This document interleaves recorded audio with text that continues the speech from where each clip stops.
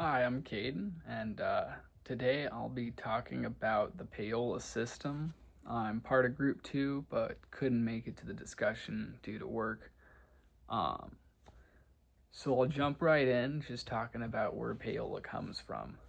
So it's in reference to the radio market that was predominantly monopolized during the early mid 90s up to the early 2000s until CDs and other forms of listening started to get more popularized.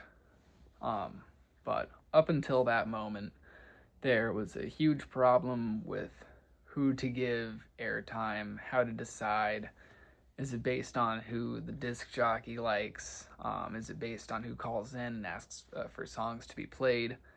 Um, and one form was for people to pay the disc jockeys to play their songs. So they'd ask them to play, hey, I've got this new album coming up, so if you could just like play a song every hour, so most people will give you like $1,000 or whatever, and that was sponsored airtime.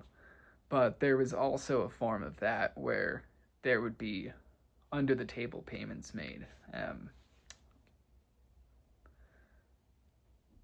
Yeah, under the table payments made.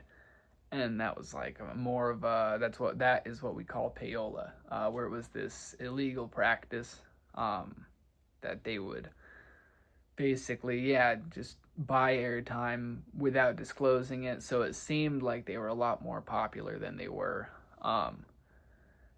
There was a lot of controversy around this topic because if somebody is getting sponsored airtime, it'd be nice to know. Like, as an example, for me, when I see a sponsored song on Spotify and it comes up and it says, hey, this one's sponsored, you should check it out, I usually don't, just because I know I'm just being paid to listen, or not be, no, I am like paying to listen. Someone's being paid for me to listen to that, and I prefer to just find things through the word of mouth, or it almost even feels better when Spotify recommends me a song that isn't sponsored. It just says, hey, here's one you might like. And I kind of think that's how payola was as far as radio stations, where if you tell me this, like, hey, the next 10 minutes of airtime are sponsored by, and then some group of the time, I'd go, okay, and maybe I'd switch to a different channel, or I'd see what this group has to offer. But regardless, I would know that they're paying to be here and weren't chosen. Um, Whereas with the payola, it would just almost seem like this fake popularity.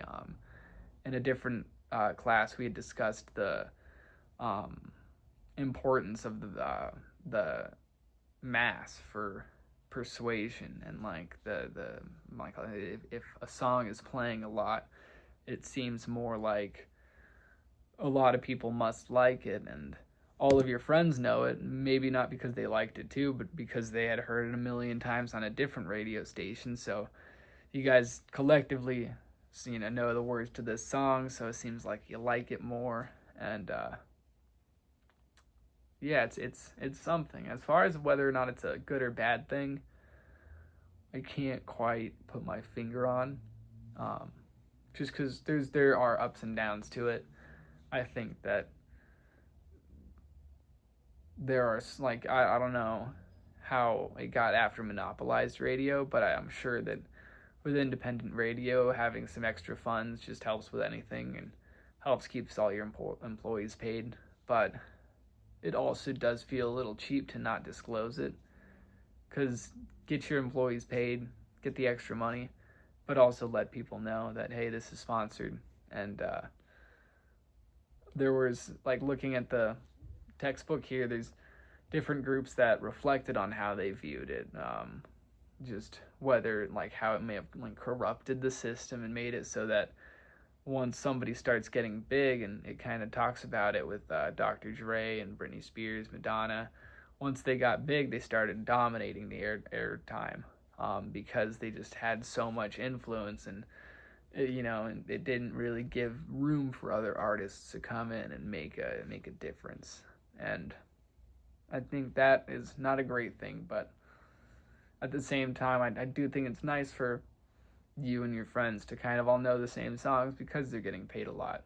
Well, that steps away a little bit from the payola topic of paying under the table for those songs to be played and those songs just being played because they're popular.